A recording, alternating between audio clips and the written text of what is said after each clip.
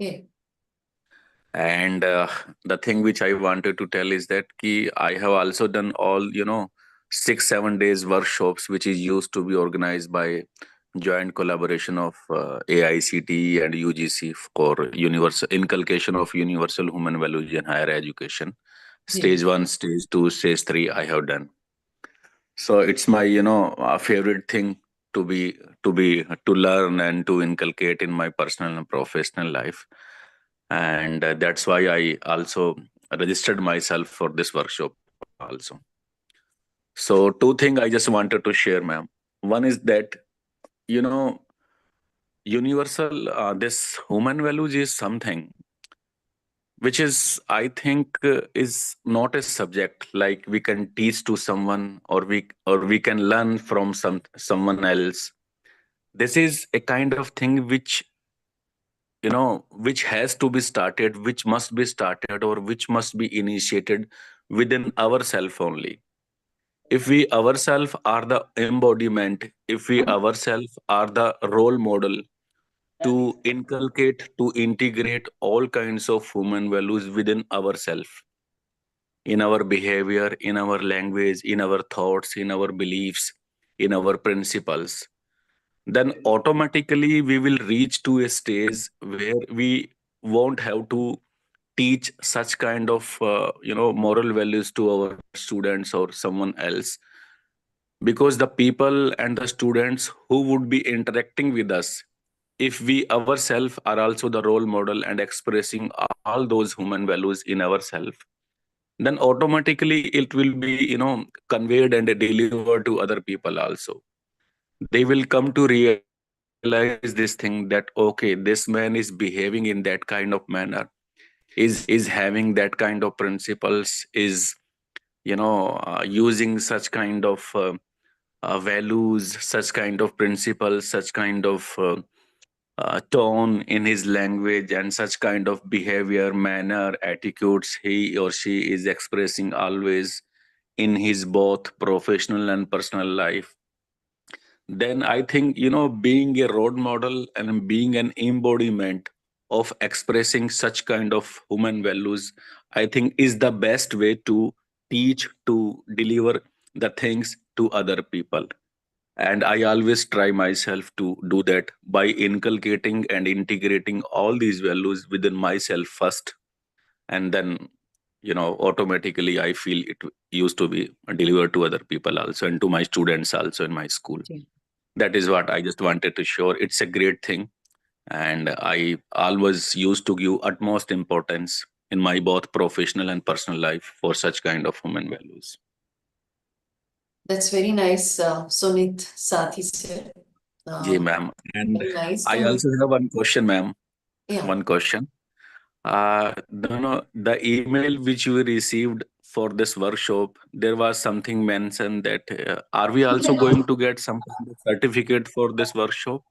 Yeah. We are going to get the certificate. If our attendance is 50% plus, then we'll get the certificate for sure. Okay, and in addition to attendance, something else is also there, like some kind of polls and surveys or post evaluation work. Are you attending some of the panel discussions? If you are part of panel discussions, there might be some of the polls which you have to respond. If you are Okay, there attending it, you'll be able to know it. okay. Uh, And will there also be? uh, can we discuss these questions during the break? Where networking session, there you can ask these questions in the lobby where the volunteers will help you out. Because as it is time now,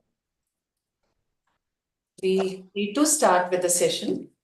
So once again, Namaste, Jai Hind to everyone present over here.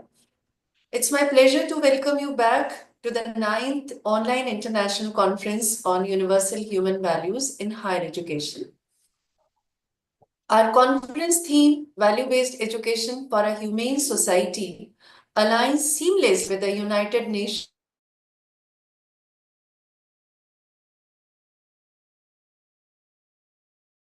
play in fostering a compassionate and sustainable world. This session on education for harmony in the society, from family order to world family order, will take journey of understanding how harmony in the family, which is the building block of the society, can be a foundation for harmony in the world family. The idea of moving from family order to world family order reflects a universal aspiration for interconnectedness, mutual respect, and collaborative growth. Education serves as the cornerstone of this journey, instilling values that nurture harmony in relationships and extend beyond individual families to communities, societies, and the world at large. So today we are privileged to have with us a speaker whose expertise and vision perfectly align with this topic. So it's time to introduce our keynote speaker. He is Sri Umesh Jadhav ji, who has been an ex-faculty at Gedu College of Business Studies, Bhutan. Presently, he is the Western Region Coordinator for Universal Human Values in India and a member of National Coordination Committee Induction Program for All India Council for Technical Education. Shri Jadhav is in the journey of exploring the UHV proposals to understand the existential realities as it is and sharing his understanding of these realities with different segments of the society through UHV workshops. His effort is on creating harmonious societies rooted in trust, respect, and collaboration. So his work has impacted countless individuals and institutions offering practical solutions for aligning personal, societal, and global harmony.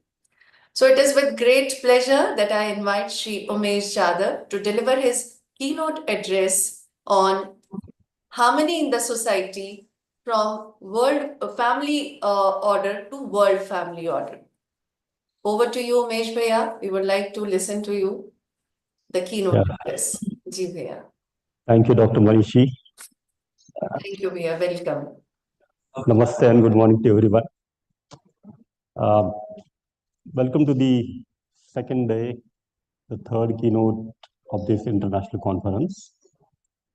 What we have talked about the content in the past 2 days, I'll just quickly recap and then open up our discussions today. So we started identifying the basic human aspiration as the continuity of happiness and prosperity. To ensure the continuity of harmony within, what is essentially required is the right understanding, right feeling, and the prosperity. So all these three things are required. And education has a major role to play on this.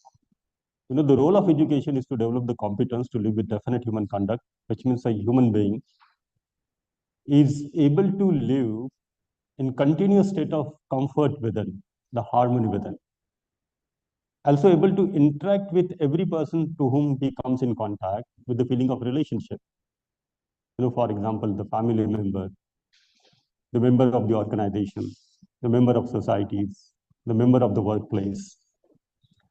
And he is able to identify the need of physical facility, how much is required and for what purpose is required. For example, the cloth. So what is the purpose of cloth and how many pairs of clothes do I need to have? Umesh Bhaiya, I'll just intervene. There is a message in the chat box that voice is not clear. Can we do something to help it out? Yeah, Didi, can you hear me properly? The voice has become little low as compared to the backstage. Is it okay now? Yeah, it is a little better. Can you check, is it okay? It is better now. Yes. I hope all of our delegates on the YouTube and the live streaming on the Zoom are able to hear me. Am I audible to you? Voice has again gone a little low, Bhaiya. It has again gone a little low.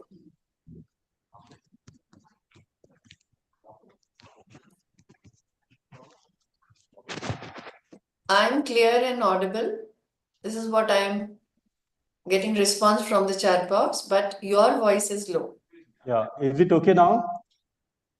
Ji, better Priya. It's little better now. Yeah, delegates can respond in the box.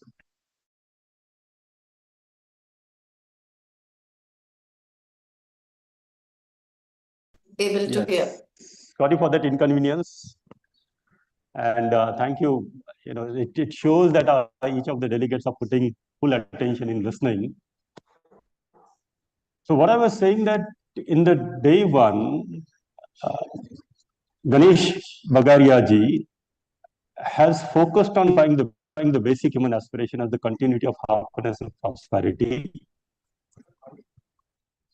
So for the fulfillment of this basic aspiration, every human being need to have right understanding within, right feelings within, and the physical facilities.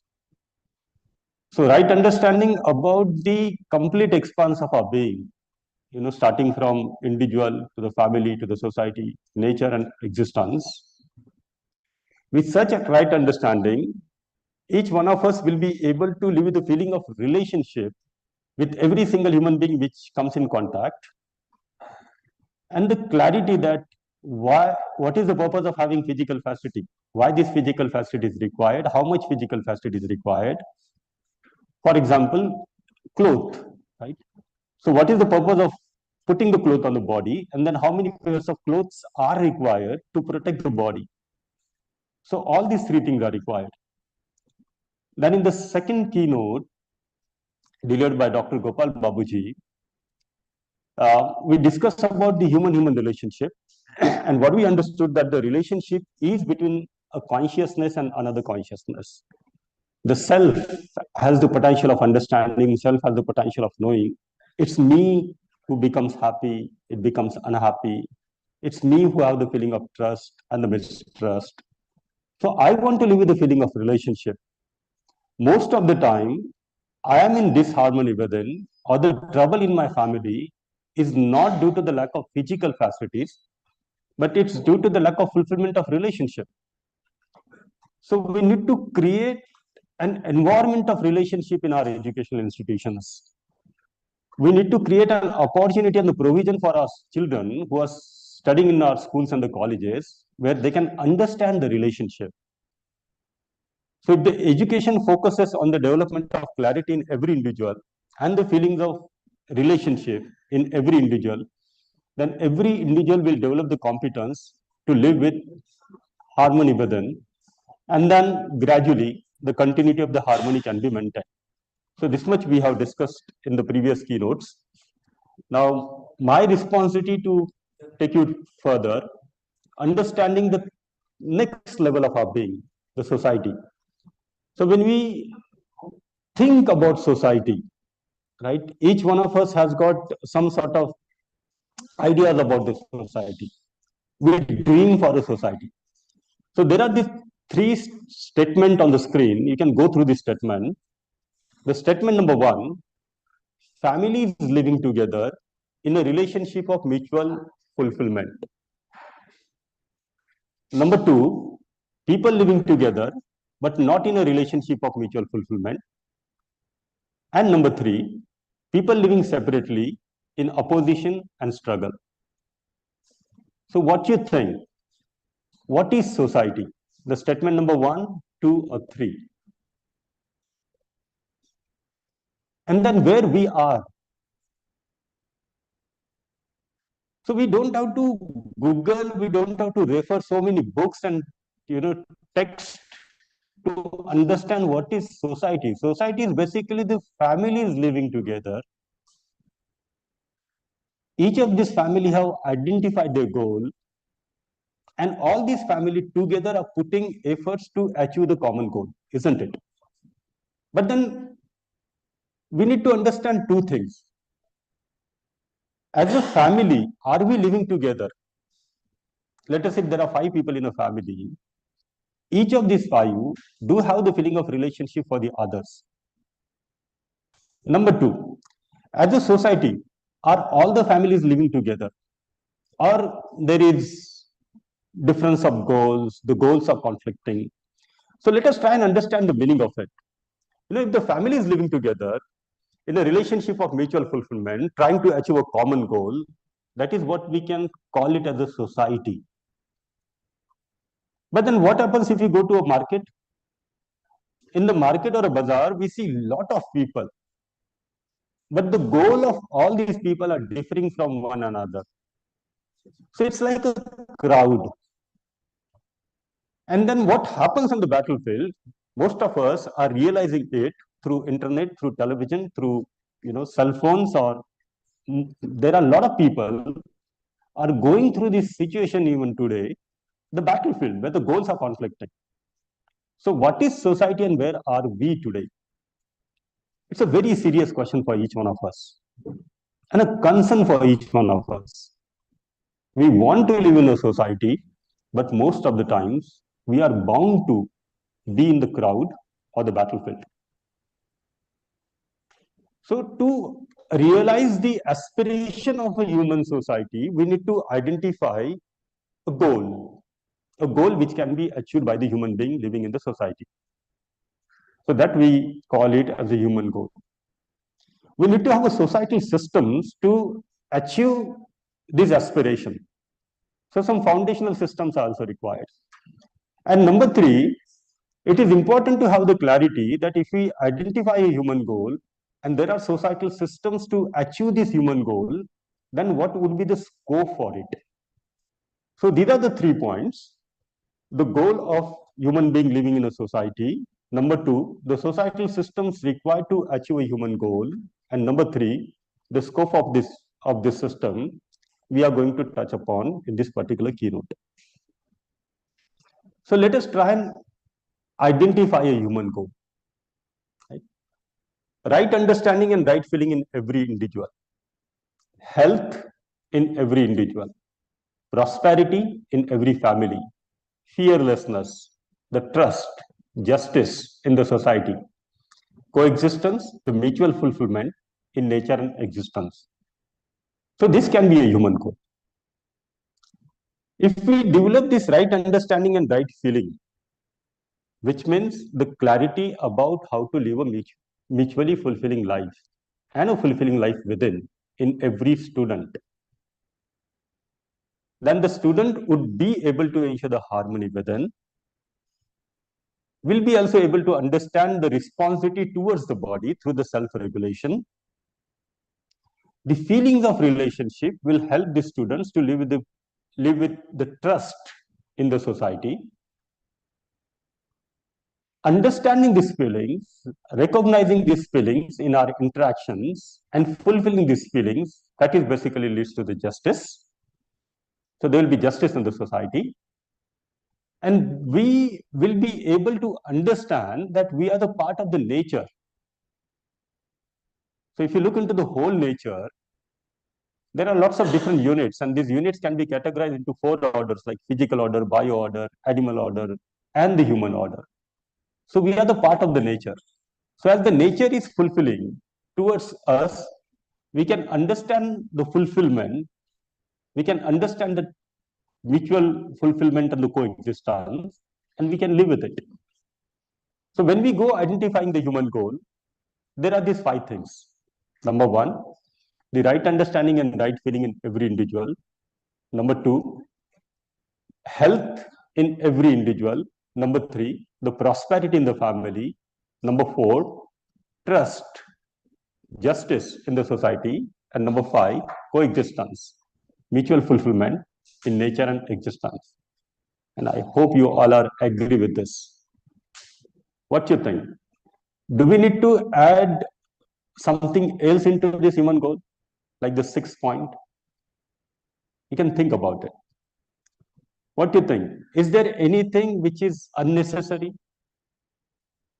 You can also think about it. So if we have this human goal, then our aspirations of a humane society can be realized. But then what is happening today? as a society or as an individual human being, are we able to identify our human goal? So what is the goal of many human beings following today? The goal of happiness or the goal of accumulation of money? So there is a gross misunderstanding that money is everything. This has become a goal. And under this assumption, most of us are trying to accumulate more and more and more money. If you have more than your requirement, then what you would do with that? You go for the obsession. So either it gets converted into obsessions for consumption, obsession for profit, obsession for sensual pleasure. So this is what is happening in the society. But what is desirable? To have this right understanding and right feeling in every individual. And if you look at the level of family, this individual wants to accumulate more and more money. So that has also become the goal of a family. So some of the family are able to accumulate, others want to, but they are not able to.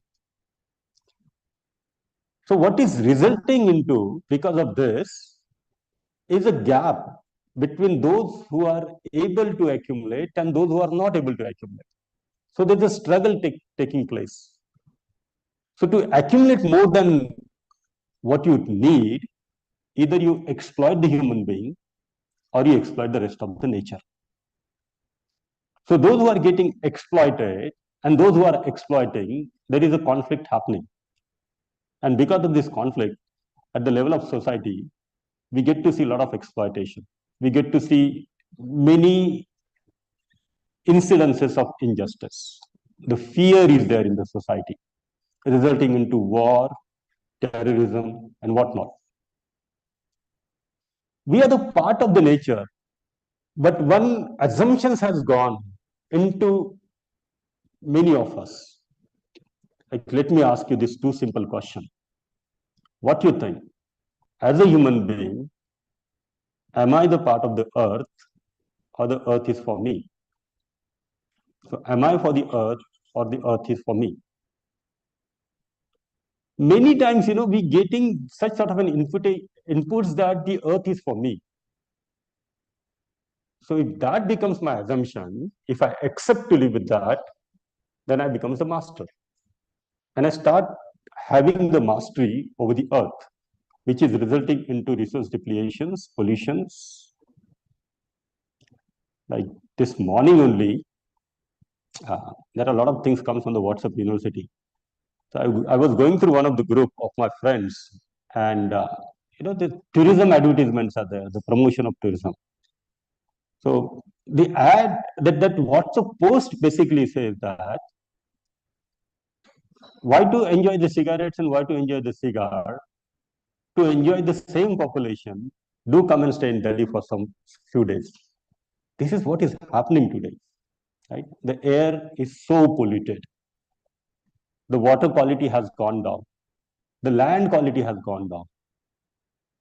All these things are happening because we are not able to identify, number one, what is the purpose of being human? What is the basic aspiration of human? Number two, we are not able to understand what we want in the family. Number three, the society. And number four, with the nature and existence. So this right understanding and right feeling, if we develop through the education, then every student will be able to understand his value as a human being. So as a human being, what is valuable for me? I want to ensure I want to live in harmony with them. I want to take care of the body. I also want to live with the feeling of relationship, harmony in the family. Similarly, I want to participate to ensure the trust and the justice in the society. And I want to participate for the mutual development of the nature. These are the things which are valuable for me.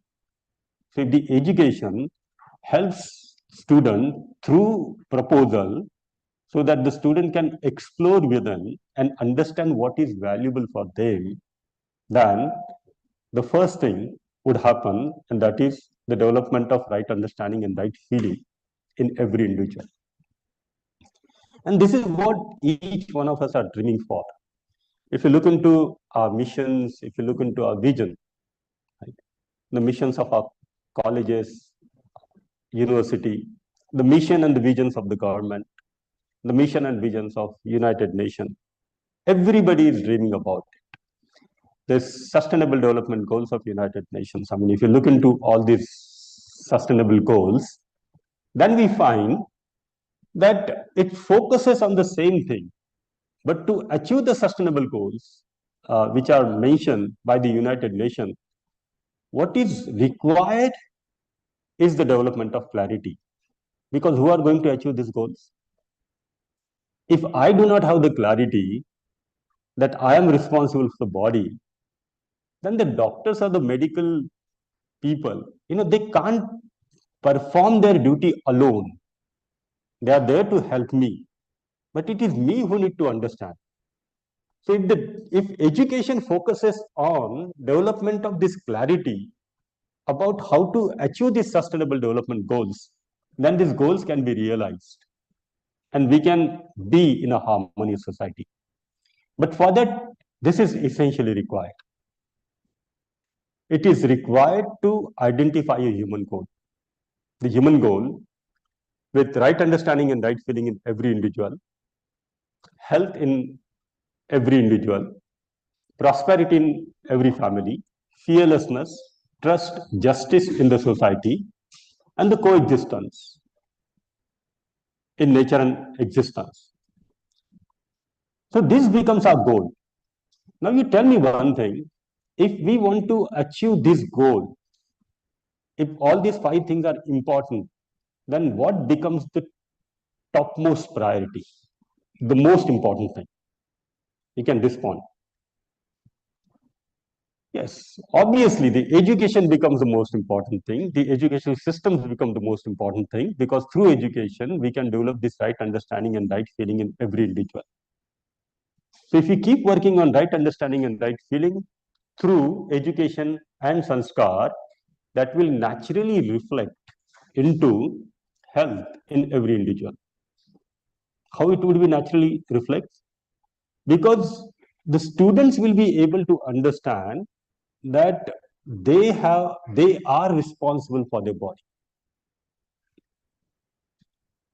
I always keep giving this example that if you have a two-wheeler or a four-wheeler, and there are lots of petrol pumps in the city, but somewhere you get this information that the closest petrol pump from your house is not selling the pure petrol.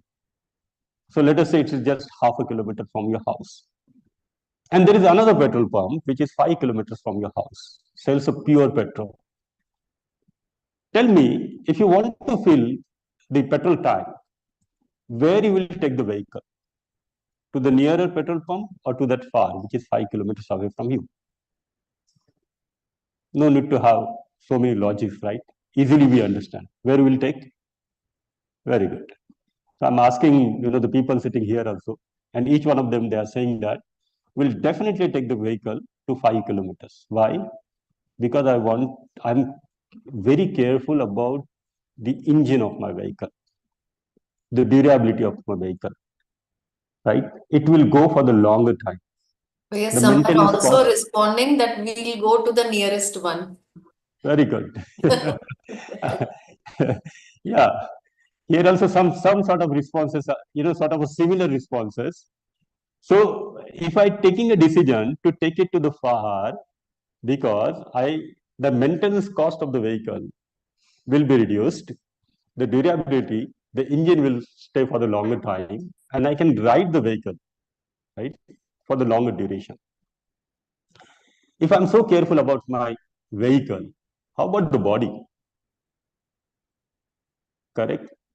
So the students will be able to understand that they are responsible to preserve and conserve the physical facilities, and the body is also material thing. So they will become responsible towards their body also. So it leads to the health in every individual. But what some of the participants are responding, that is absolutely right, because we are calculating everything in that short-term goals. That if I take my vehicle 5 kilometers, which means 4.5 kilometers extra petrol, that extra money will go, and if the extra money will go, I will become unhappy. We are connecting everything with the money. But if we understand that 5 kilometers extra, this is just a vehicle is just an example. But if I understand that if this body is such an important instrument for me, and by utilizing this instrument, I can reach to the development of right understanding and right feelings within me, then I becomes responsible for that. And don't you think that this is the role of the education? What is happening today? Even getting degree from a very reputed institutions, students are confused about what to eat and what not to eat. This is such a small thing. And I think it's a responsibility of the education to make them understand what to eat, what not to eat, isn't it? So right understanding and right feeling will result into ensuring health in every individual. This individual would be able to understand that there are two different types of needs. I have certain needs and the body has certain needs. So what I need happiness, I need trust, I need respect. What is the need of the body?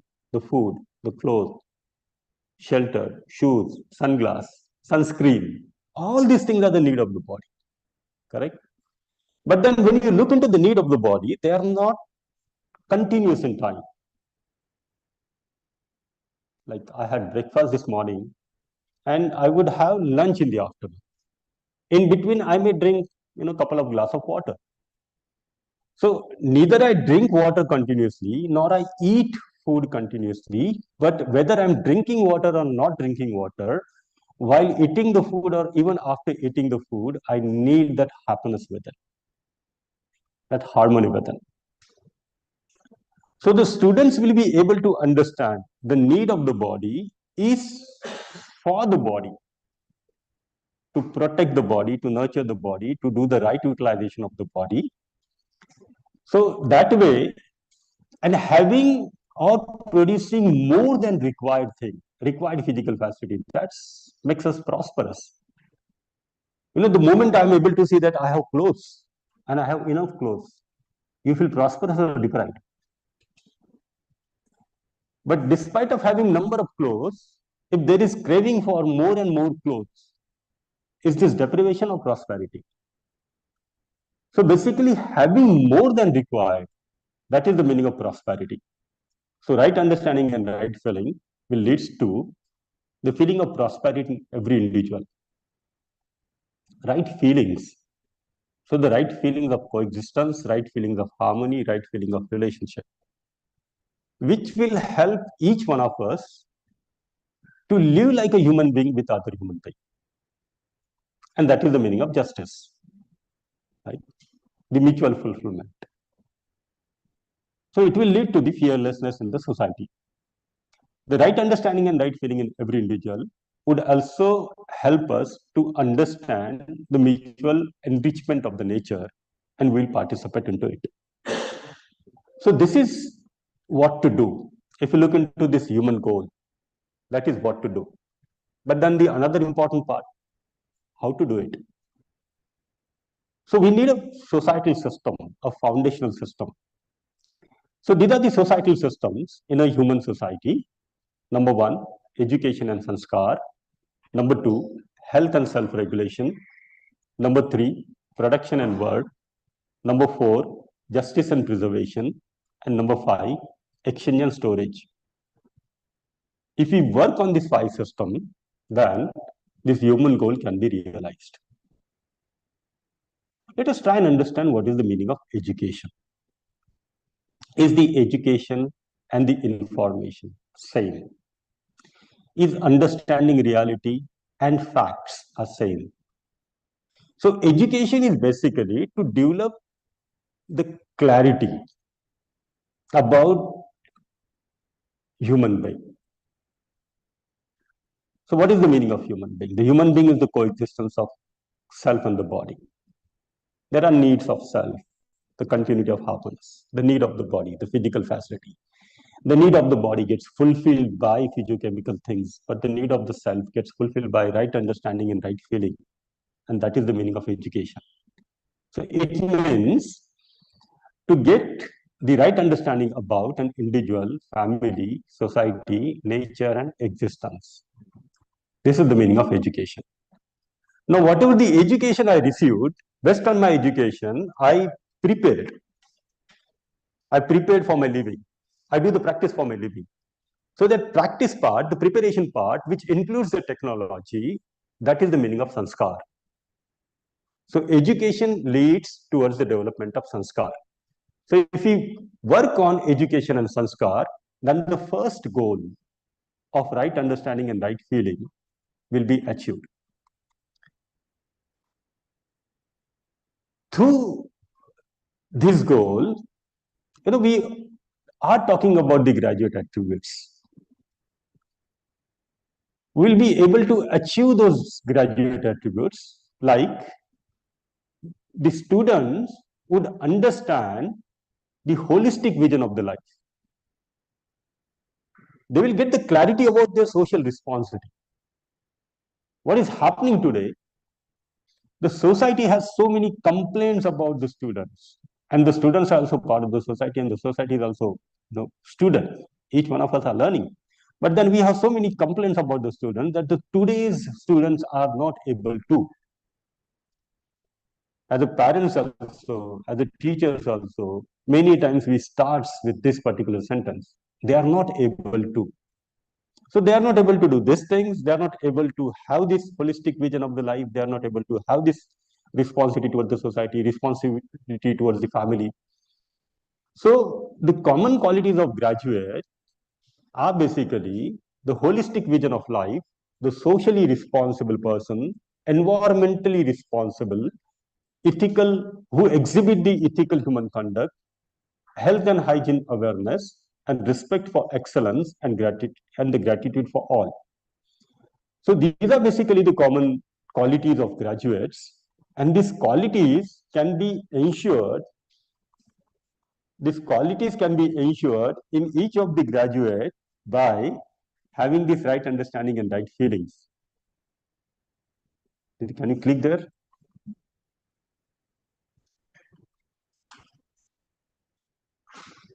Any question here? Bhaiya, there is hand raised by Dr. Aparna Tripathi. Okay. So, Dr. Aparna, you can unmute your mic and interact with the speaker. Hello नमस्कार sir Yes, Aparna ji, namaste. How are you? मैं अच्छी हूँ sir आप कैसे हैं बढ़िया, बताइए. Sir I am belonging from the Manipal university in Jaipur I have one thought actually as a parent as teacher as the leadership we all know that few things are not good for the health point of view but in our canteens or in places we are providing junk food or everything and then we are expecting to our student that they have not the such kind of habits so are we not creating a confusion or conflict with the student somehow we are promoting for the business perspective or some other thing and then we are expecting that my new generation should not be habitual for that things so how this kind of conflict can be managed and actually who is responsible for this thing I mean, that's very interesting thing that you have mentioned, that we know some type of food is not good, but we are promoting this food in many different outlets, including our college canteen and the family kitchen. So this conflict is going within, right? I am yes not able to understand what is good for me. There yes is some type of food that looks good or smells good or tastes good, and I'm going with that likeness of the sensations and trying to derive some sort of happiness through it. So to make myself happy, I may consume something which is not good for me.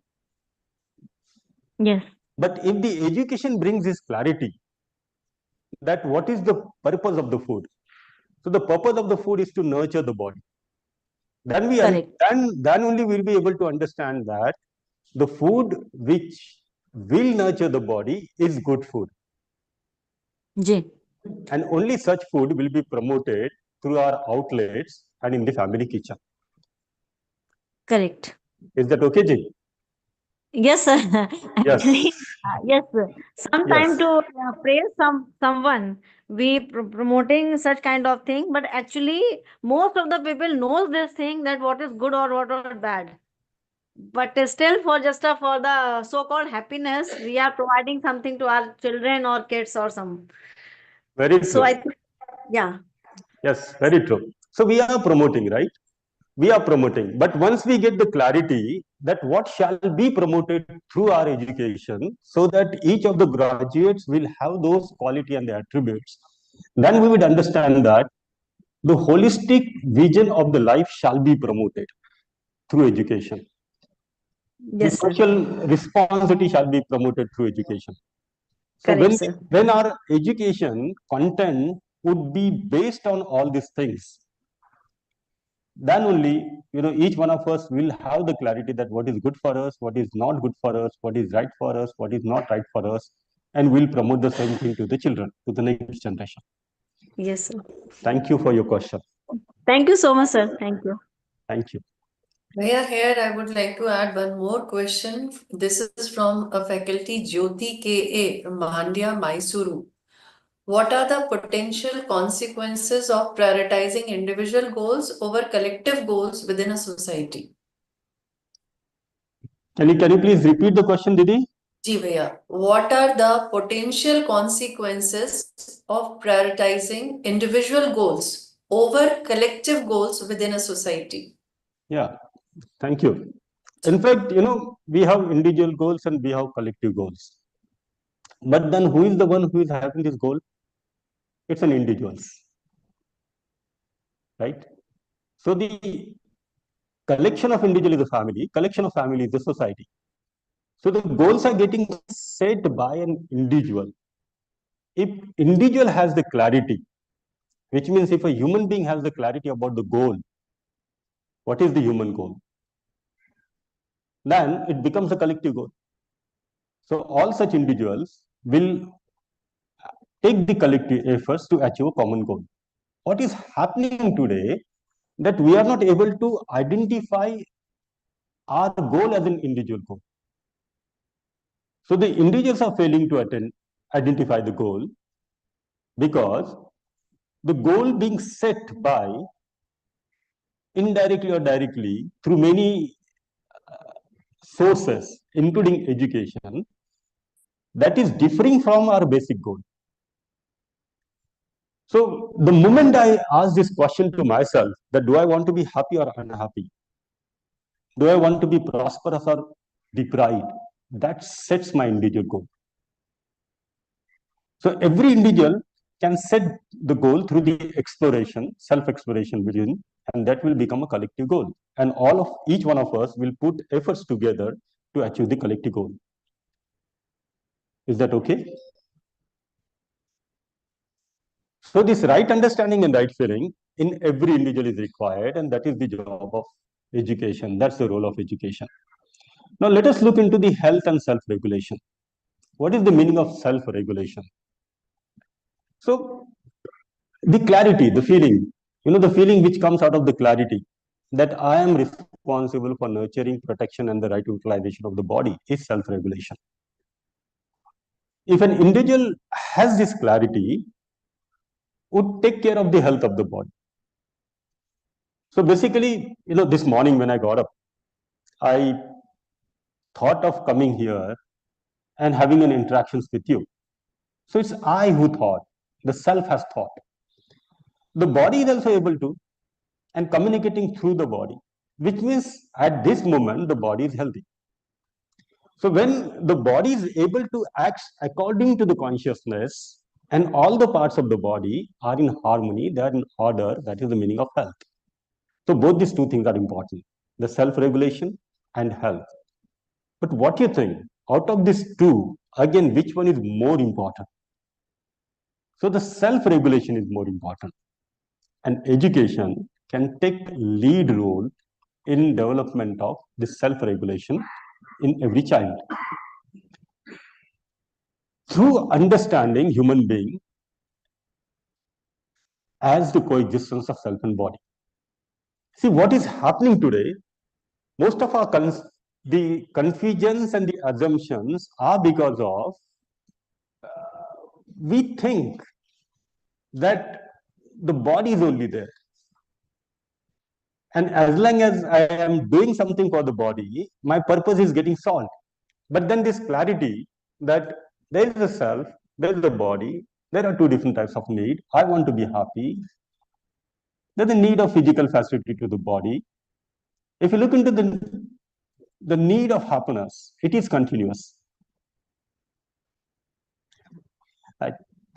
Just one of the delegates has asked these questions about the food, and many times the children say, "No, let me have this particular type of food because that makes me happy." And many times, they keep demanding for that food because they derive the happiness from that.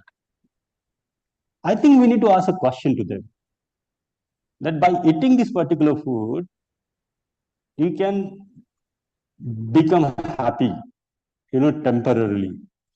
But how about after eating food? How about before eating food and while eating food?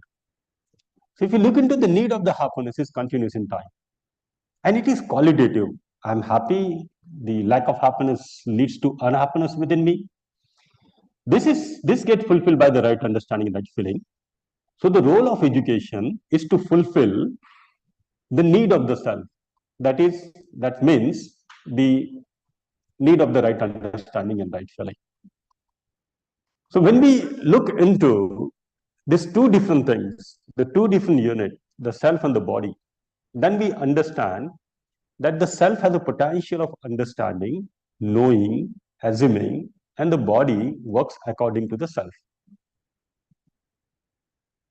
And why do we need this house, clothes, cell phone, camera, food? All these things we require to ensure the health of the body, right?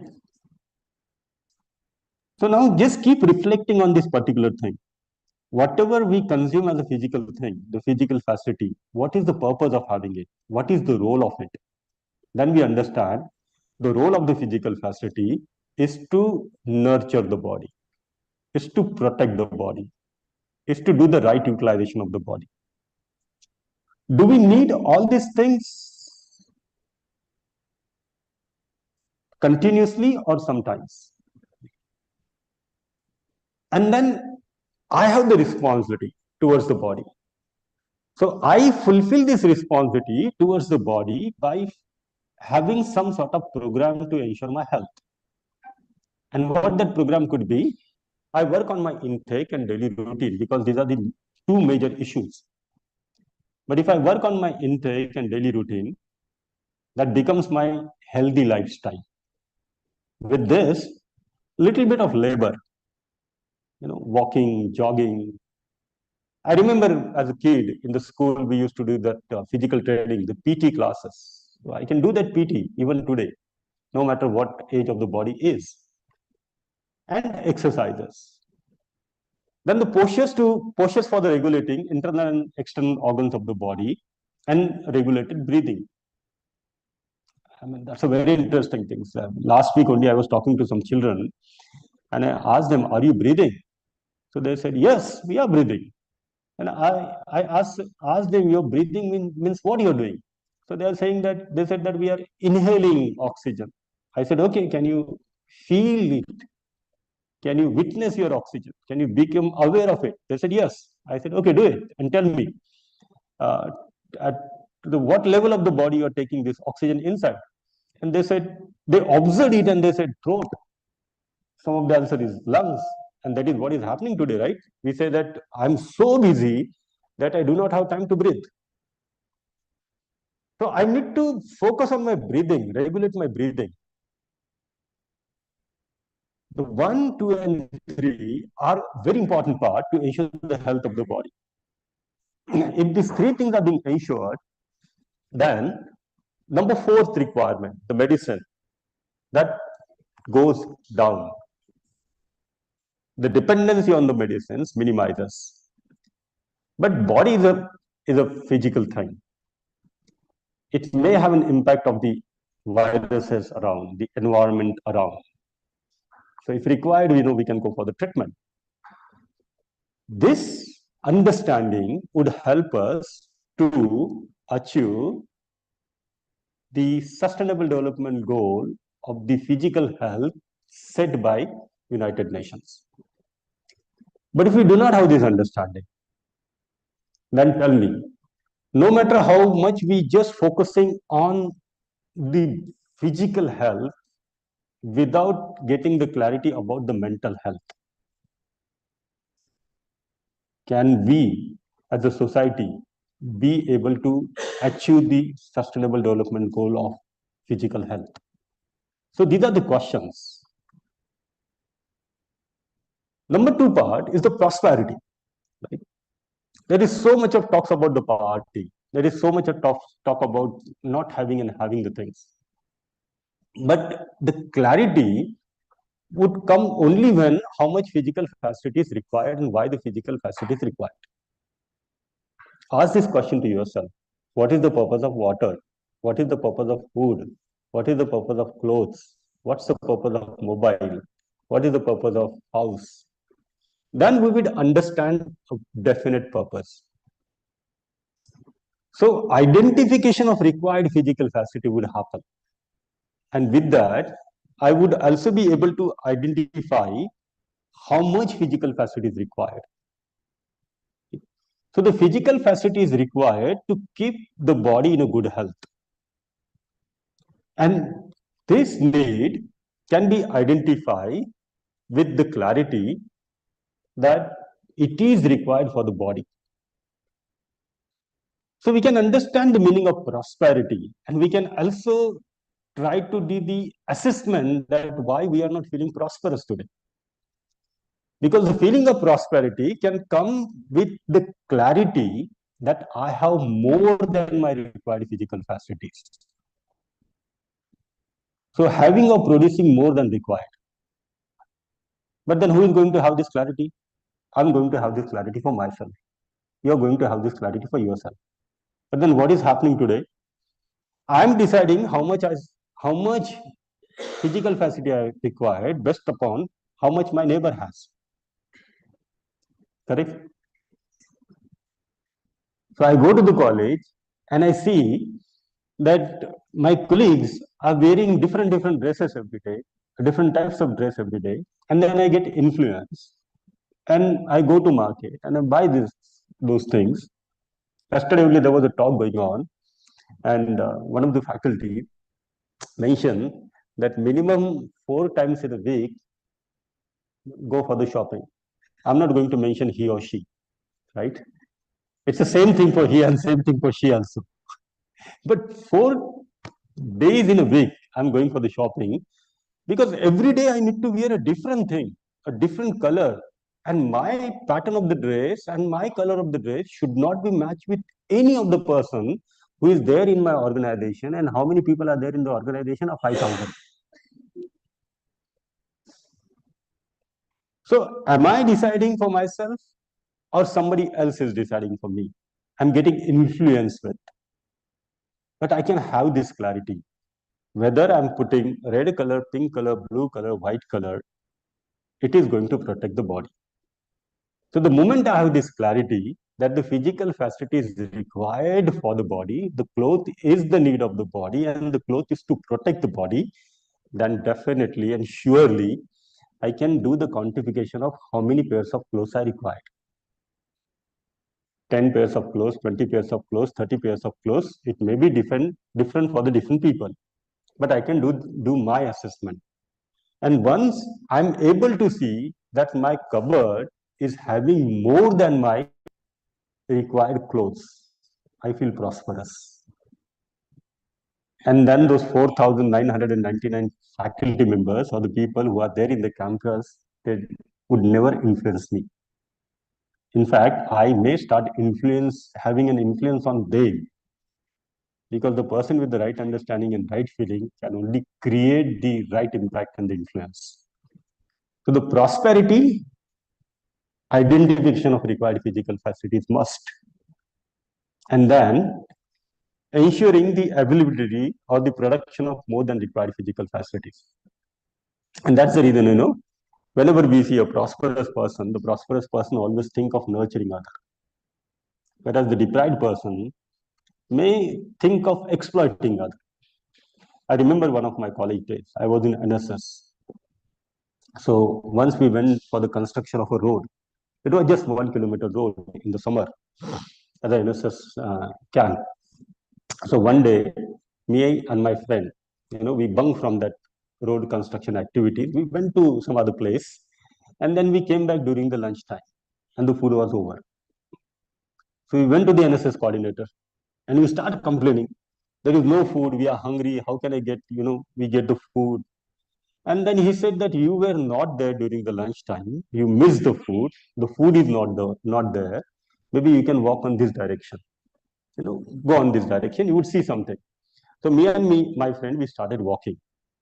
Just after walking nearly 1 kilometer, we found a small hut under the big neem tree.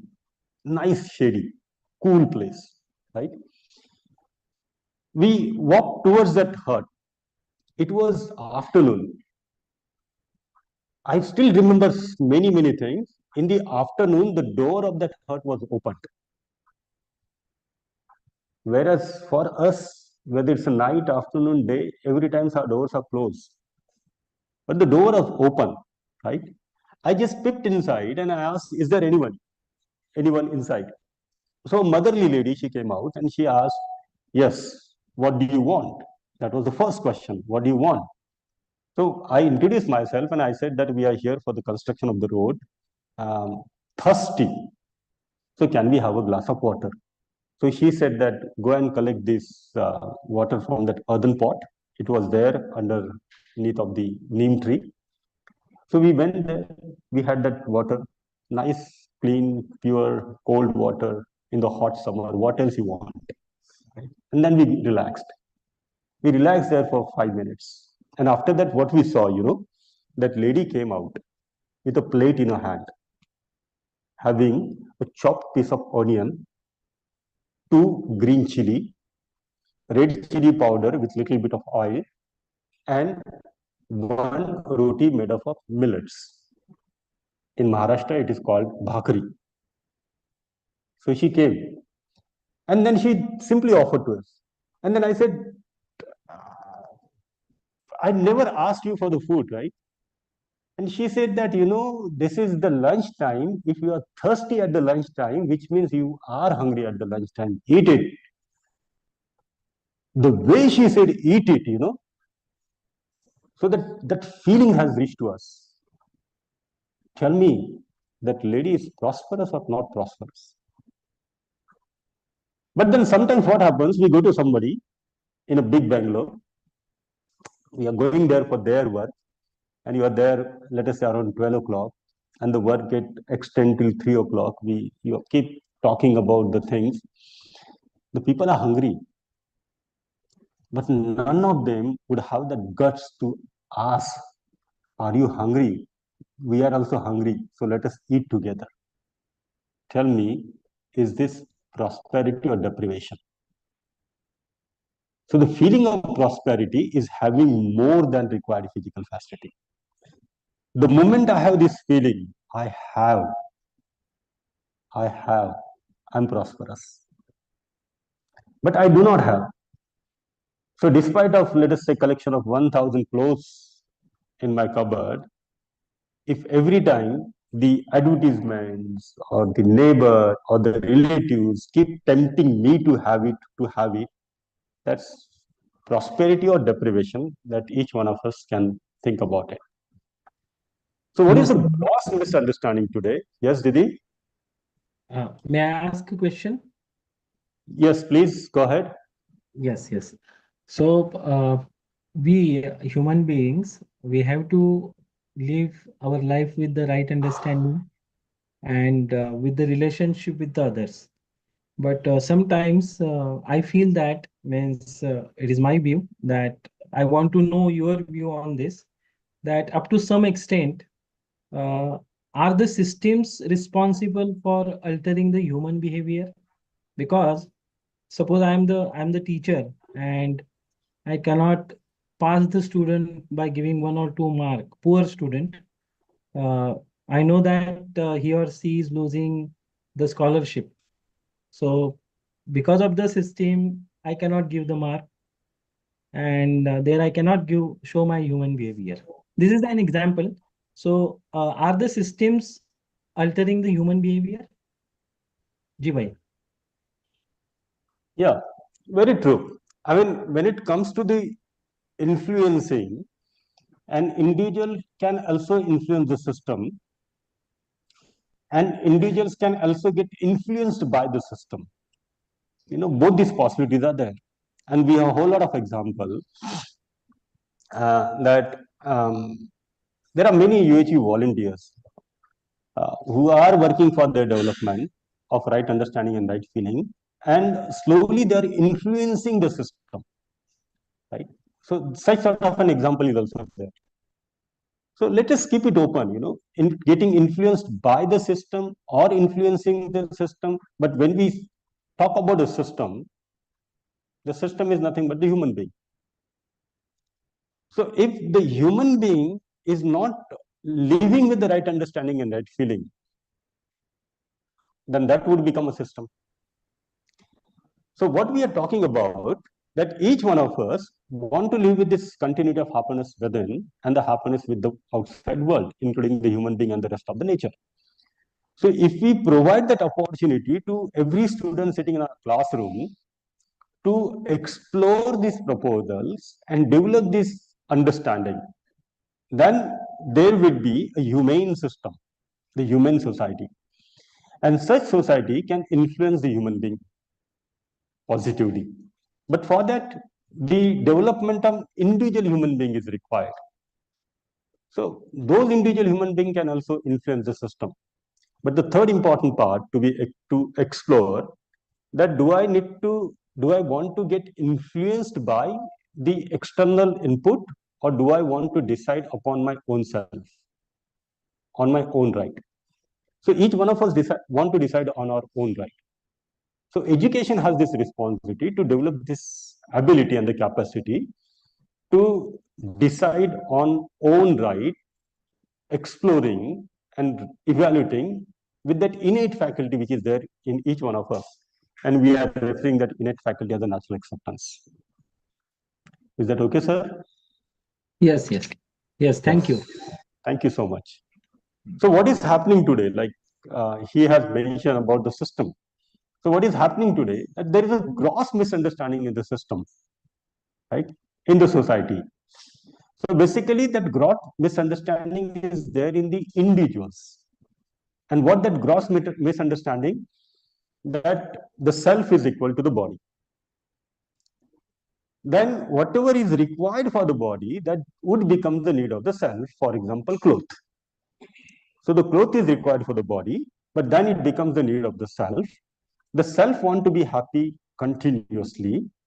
So to ensure this continuity of happiness, I make the program of accumulating more and more physical facilities. So what has become my program now? Accumulation of more physical facility, unlimited physical facility, right? Look at the purpose, the goal, what we have set. The purpose of being human is to accumulate the more physical facility. So you born, you spend whole of the life just for accumulation of more and more physical facility. Just with small assumption that I am the body. But no matter how much physical facility we accumulate, still there's a feeling of deprivation. When there is a feeling of deprivation, I put on more efforts to accumulate more. So in the modern days, we are doing two things. Number one, we are putting a lot of efforts to earn more and more. Correct? So we work in the day shift, we work in the night shift also, extra hours to accumulate more. So when we have money, when we put a lot of efforts, we get exhausted, and then we come back home. We come back home, we sit on our sofa, we turn on our television, and the moment you turn on the television will say that your hair is not right, your eyes are not good, your skin is not right, you are not happy. Everything will get set right if you go shopping.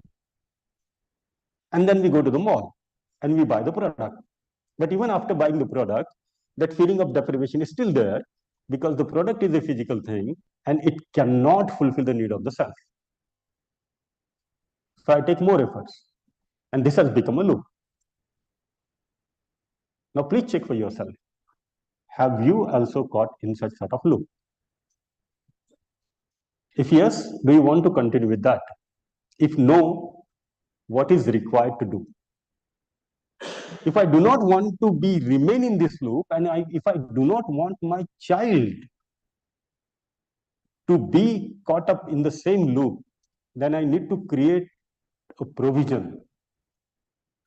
I need to create an environment of relationship with the content of the human education so that my child will not be caught into the same loop and I can also come out of the same loop. So this is also one of these, goal of sustainable development, the United Nations, the prosperity. But tell me, to get into the feeling of prosperity, this right understanding is required or it's not required? So if we focuses on the human education, then this human education will lead in the development of right understanding and right feeling, which would help us through the foundational systems, the societal systems of education, sanskar, health and self-regulation, production work, justice and preservation, exchange and storage, to realize the human goal of right understanding and right feeling in every individual, health in every individual, prosperity in every family, fearlessness, trust and justice in the society, coexistence, the mutual fulfillment in nature and existence. We'll have more discussions on these particular things because this human goal and the societal systems are covered in detail in Universal Human Value 2, a foundation course in human values and professional ethics. So for the more details, you may get into on our websites to download the resource material on harmony in the society or realizing the aspirations of a humane society. But we want to have a humane society. We want that fearlessness in the society. And that can be achieved through personal transformation. Many times we keep pointing the fingers on the others, that he doesn't have, she doesn't have, they don't have. But if I do not have that, so there is a possibility that the people around me may transform themselves, but if I'm not taking the efforts for my transformation, I'm going to remain unhappy. So I need to take the efforts for my transformation. If I develop this right understanding and right feelings within me, then I could be the help for the people around me. So I can participate in the societal transformation. So what the societal transformation we are aiming for, it is possible with the personal transformation, and this is the role of education. So if we introduce at least value education to start with as a first small step, and then gradually we take value-based skill education, then such value-based skill education will help every student in the personal transformation, and such students will participate in the transformation of the society to realize the aspiration of human society. So if you look into the scope of all these things, let us assume a family order. A family has got 10 members. And 10 such family makes the family cluster order. And 10 such family cluster makes a village order. Such 10 villages makes the city order. So if you go like this, then we reach to the 10 power 10. 1000 crore. Correct? Let us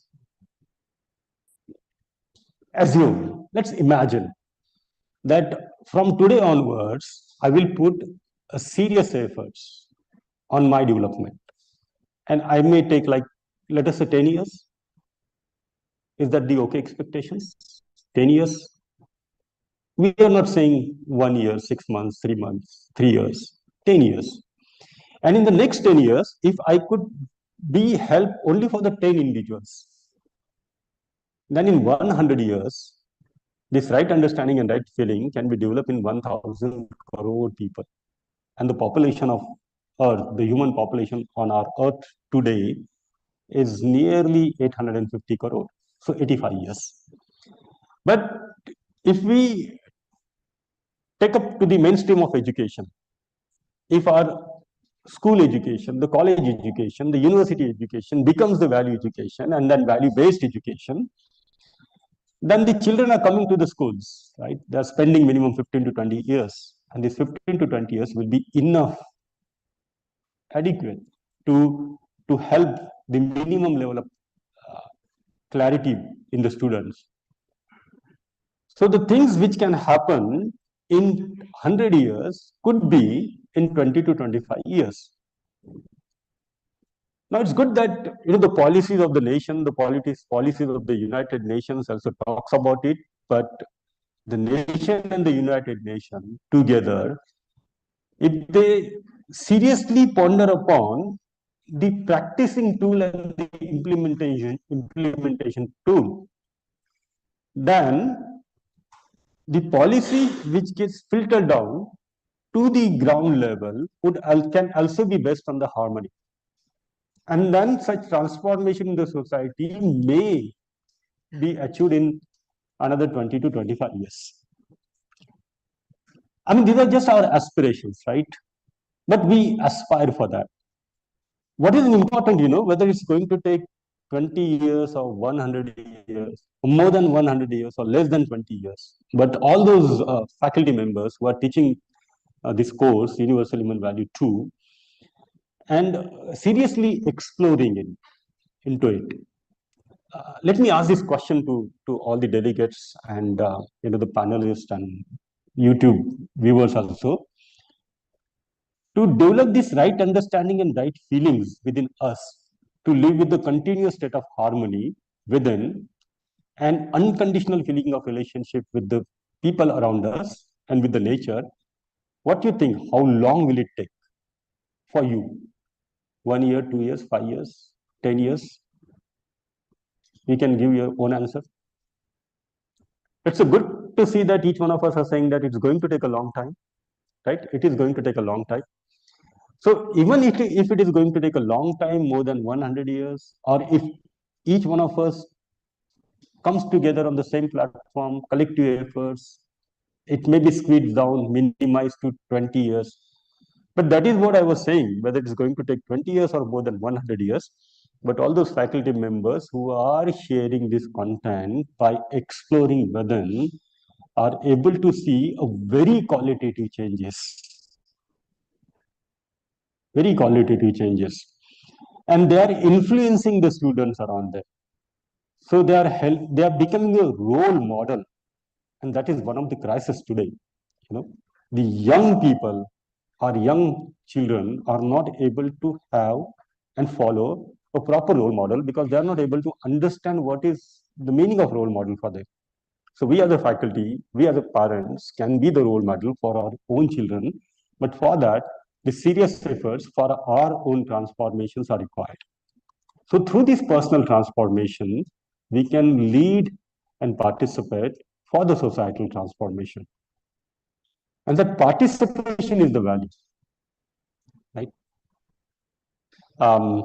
Let me give us just a small example to understand what is the meaning of value. I'm wearing these specs. Right? because of the specs, I can see what is there on the screen. So it is participating in increasing my visibility. Right? So the participation of cloth is to protect the body. The participation of the ceiling fan is to create an environment, the conducive environment in the room. So let us take an example. The ceiling fan is an expensive ceiling fan, whatever the cost it may be. But the blades are not rotating. You're pushing the button, but it's there only. Nothing is happening. Tell me, is it valuable? If the clothes are not able to protect my body, is it valuable for me? If the food is not nurturing the body, is it valuable? So let us take it to the another example. Let's say an example of the potato, right? What is the price of potatoes these days? 40, 50, 60 for a kg. So that's the price of the potato. But then what is the value of the potato? The potato nurtures the human body. So participating into the larger order. I may go to some market where the potato is available for 800 rupees. The price is 60, but that particular market potato is available for 800 rupees because they are wrapped in the gold paper. Okay. But that potato is spoiled one. Is it valuable? So what does it mean? The price and the value is different. Value is the participation. So what is the value of human being? So the human education helps us to understand that the comfort within my organized thoughts, the happiness is valuable for me, and not the confusion, not the depression, not the thoughts of enmity, right? The randomness, that is not valuable for me. Similarly, the health of the body is valuable for me. So the education which focuses on understanding the purpose, understanding what is valuable through the process of self-exploration and developing the clarity to live accordingly and participate in each walk of our life from individual, family, society, nature, and existence. So that education is human education, and such human education can be very instrumental and important to realize the aspiration of humane society. So, in sum up, what I would like to say that a human society is composed of families living together. Just imagine your family and all the families of your society are living together. What does it mean? That you know everyone and everybody knows you. If you do not have sugar, immediately you can, without a second thought, go to anybody's house and knock the door and ask, can I have a sugar? And they will give you sugar. You don't have to worry about your old grandmother or mother. She is there at home and you are at office. Her health is not good. What would happen? Immediately the neighbor can come and take your mother to the hospital. And they even don't ask for the money. This is happening even today. But at very rare examples, we have this today. And such kind of examples were there. A lot of examples were there, right? If we talk with our grandparents, even if we remember our childhood, they were there. So this is the meaning of families living together. Not fighting, but living together. These families can live together if they have feeling of relationship. Just a simple question. If you do not have a feeling of relationship towards your spouse, can you live together with your spouse under the same roof? Becomes difficult, right? Why? Because there's a lack of feeling of relationship. So to live this family together, what is essentially required is the feeling of relationship. So there's a feeling of relationship. There's an identification of common goal. And all these families together are working for the mutual fulfillment of that common goal. And the common goal is of right understanding and right feeling in every individual.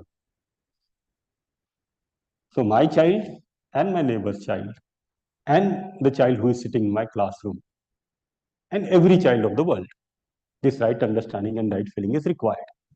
It's required in me also and it's required in my child also. Similarly, health in every individual, both. When we talk about the health, the mental health and the physical health, the prosperity in every family, fearlessness, the trust and justice in the society, coexistence, mutual fulfillment in nature and existence.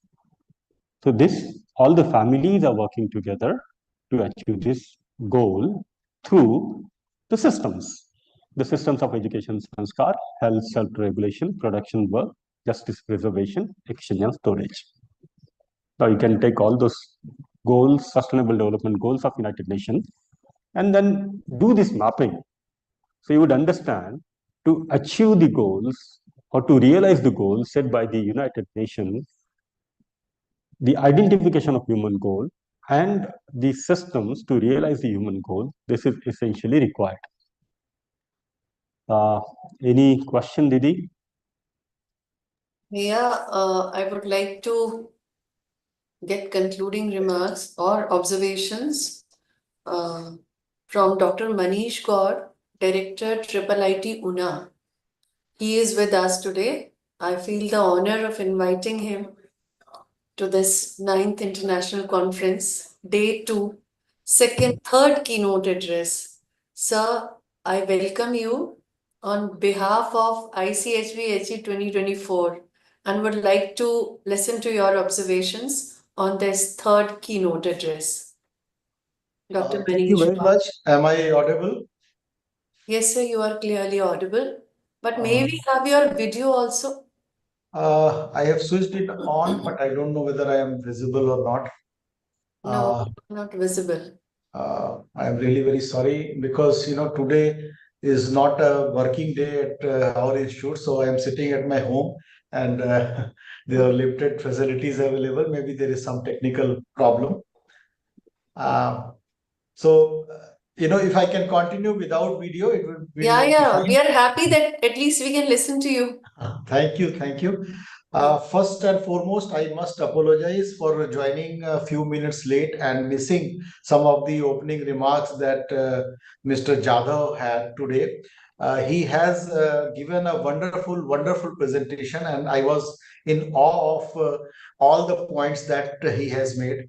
It is so contextual, it is so meaningful to human endeavors that I can only say that the ultimate purpose and goal of the life has been very well defined by Mr. Jadhav. We have been talking about it, we have been discussing about it, but the scientific presentation with the full logic that he presented the same thought was actually fully convincing for all of us.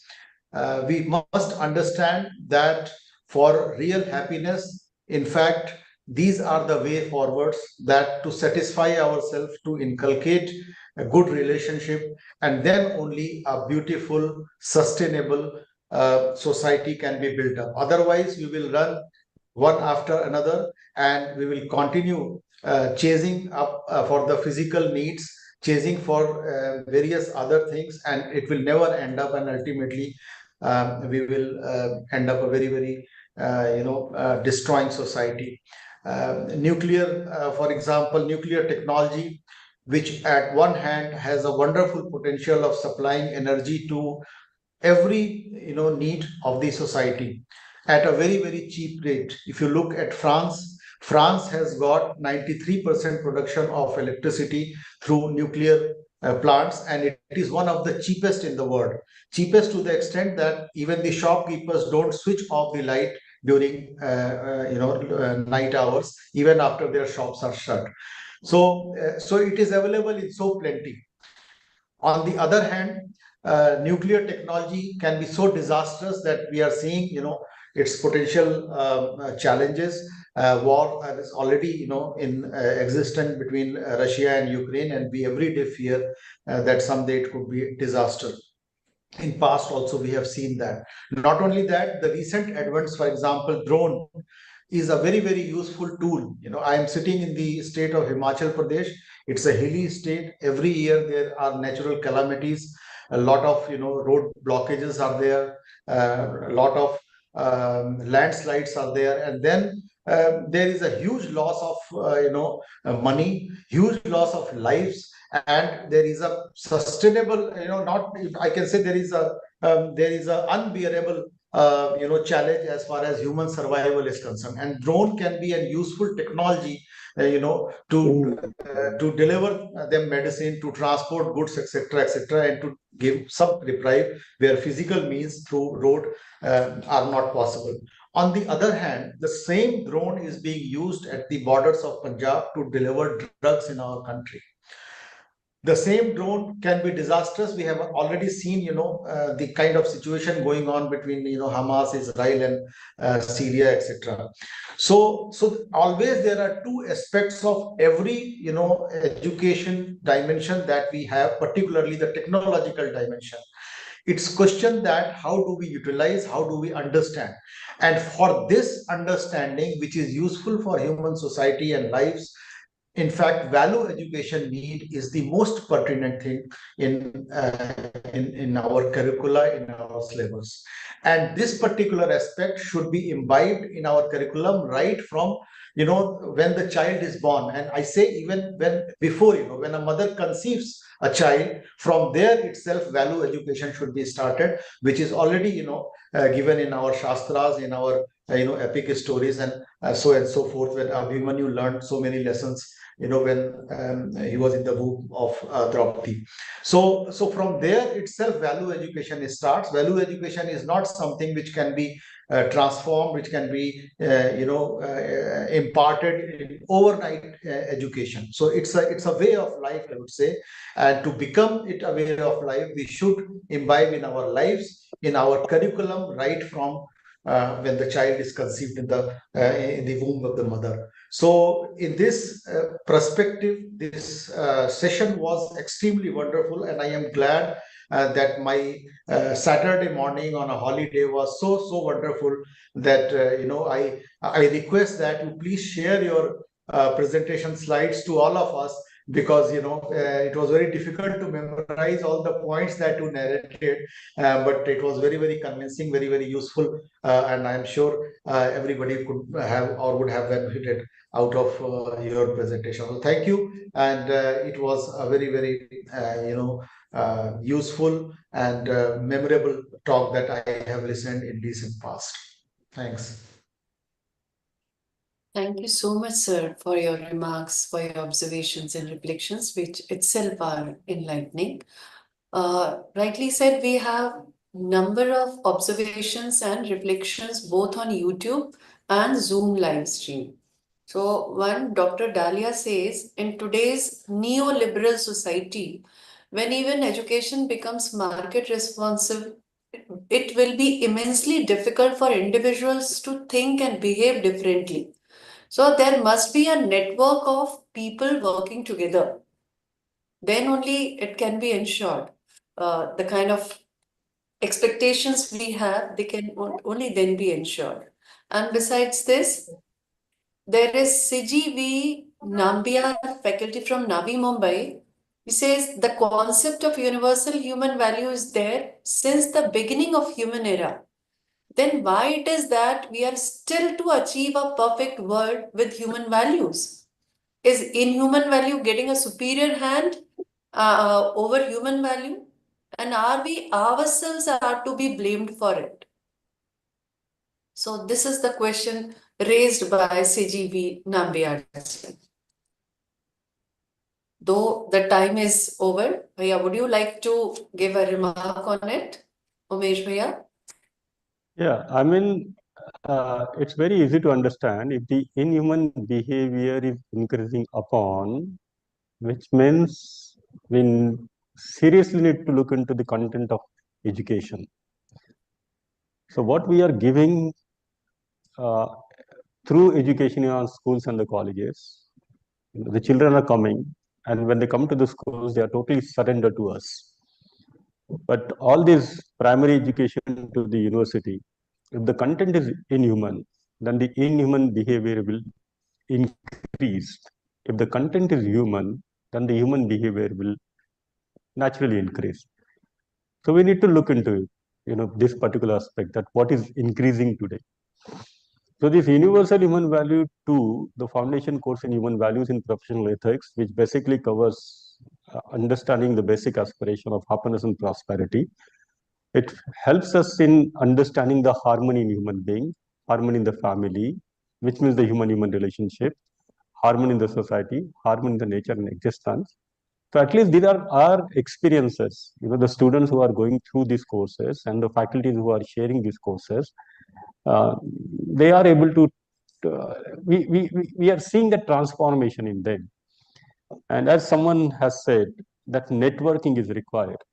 So the networking of the people who are transforming within and helping other in their transformation, this networking can be strengthened through if every educational institutions, particularly the higher educational institutions, take this decision of imparting value education, so that networking can be more strengthened. I hope I have answered to your question, Shiji Naviyarji. Yes. Ji Bhaiya. It's a discussion that we would like to continue, but we have the time restriction. So I would like to take this opportunity to thank you, Dr. Umesh Jadhav Bhaiya, for your deeply insightful and thought-provoking address. Your perspectives on fostering harmony in society, beginning with families and expanding to a global scale. Your vision has provided us with valuable frameworks for understanding how education can lead to a truly interconnected and harmonious world. So, with this, as we conclude this enlightening session, Thank you, everyone. Thank you. Thank you, Bhaiya. I would like to extend my heartfelt thanks to you for sharing your exploration and inspiring us to think deeply about the role of education in nurturing harmony from family order to world family order. Thank you as well to our engaged audience for your participation and thought-provoking questions which have added depth to today's discussion. This session has beautifully highlighted how education rooted in universal human values can serve as a bridge between harmony in individuals to harmony in society, from family order to world family order. Thank you for joining us, and I look forward to see you all in the upcoming session on the transformational journey of individuals and institutions practicing universal human value proposals that were shared in the keynote addresses of the conference. So the next session starts at 12:30 p.m. after a half an hour break from 12 to 12:30. So thank you once again. And we would like to see you back in the next session of Transformational Journey, practically living what has been discussed over here, how it has impacted the lives of individuals and institutions. Thank you once again. Thank you.